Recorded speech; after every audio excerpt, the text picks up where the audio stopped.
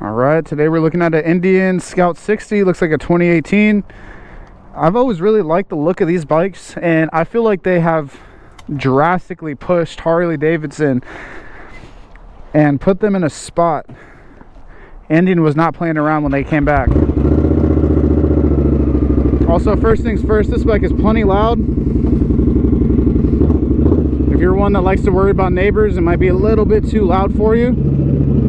If you don't really care, you get out of there quick, then hey, of course, you're gonna love this. So yeah, what I mentioned about Harley. So these bikes are sort of a middleweight. You know, it's a 1000cc V-twin, and that is an interesting thing in and of itself, because if you look at Harley Davidson's lineup, their slowest bike is an 883. Now, if you know people that owned 883s, you know they probably cycled through that bike pretty quickly. It's because it's pretty underpowered. You know, it's air cooled, just old technology, old execution for a brand new price tag, and that didn't make a lot of people happy.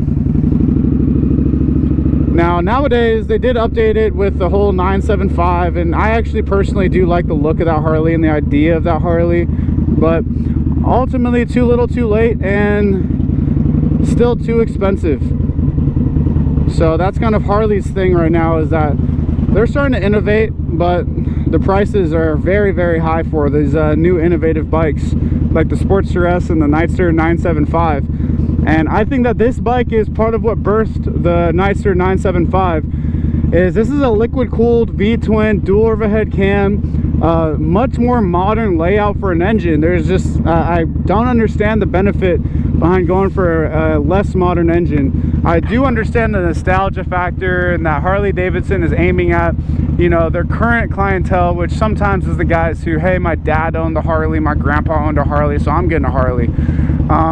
But nowadays, you know, there's also a lot of people out there that, hey, are thinking with their heads. You know, they're looking at their first bike, they want something that they don't want to grow out of in, you know, 6 months and be underwater for 3, you know.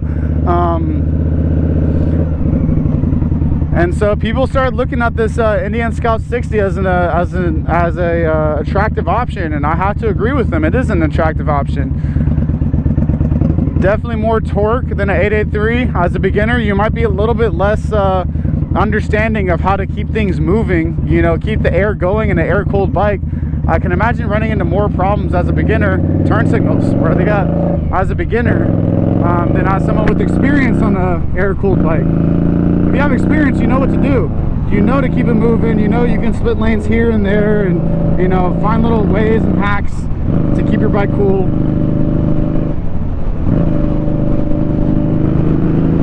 So roll-on throttle is plenty, just top of 5th gear. This is a 5-speed, by the way.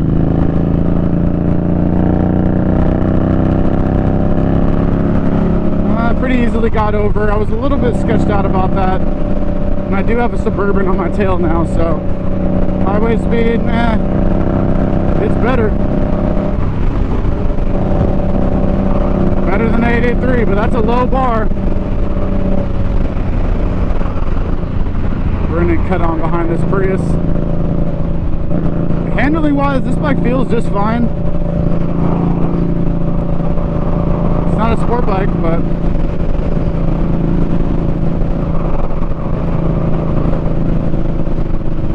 I feel like this bike is a lot happier at the higher RPMs because of this liquid cooling door overhead cam.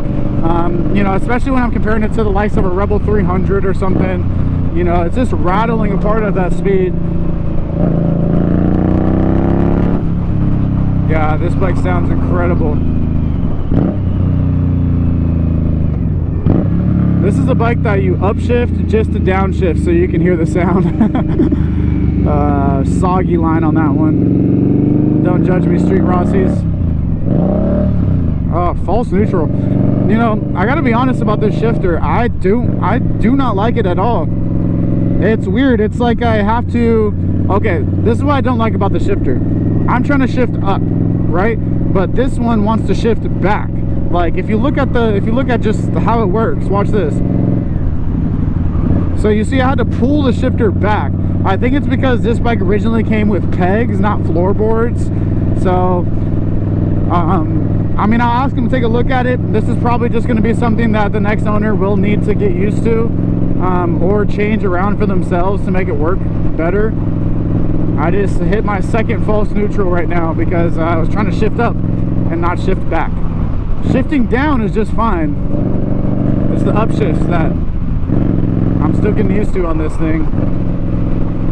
That might be by design. I haven't ridden enough Scout 60s with floorboards to say for sure, but what I can say for absolute sure is that it's not comfortable. And I would change that. Low seat height also makes this pretty good for beginners. If you have more space to kind of fall down to, it makes it a little bit easier for the bike to start falling. It's gaining momentum, and by the time it gains momentum, unless you're just a strong man or that bike was very light, it's you're probably going to drop it. So it's good that it's low. Also gives you more leverage on the bike in general. It almost makes it feel a little bit lighter than it really is.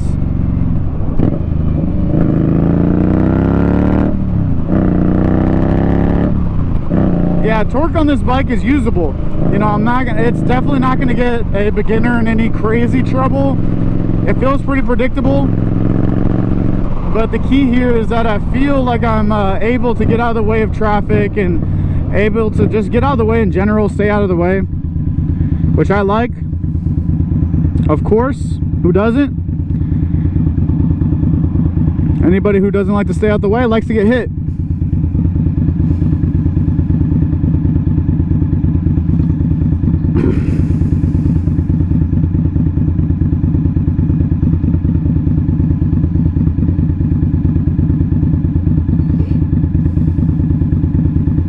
Love your life.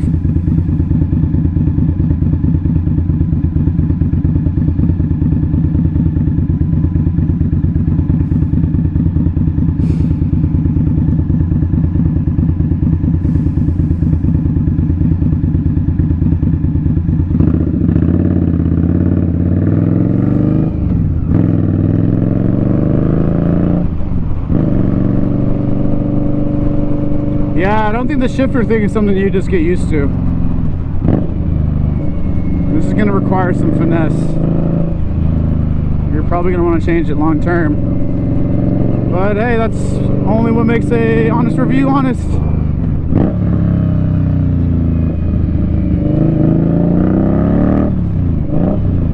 Yeah, there goes another. There's my third false neutral. So yeah, final assessment. Shifter is weird. I will try to get service to see if they can fix it. If it's not something that will be fixed, it's something that's going to be disclosed to the next guy and hopefully fixed as well. Well, yeah, thanks for riding with us. This was our Indian Scout 60. This bike is available for sale online. Find us online, onyxmoto.com. Give us a call.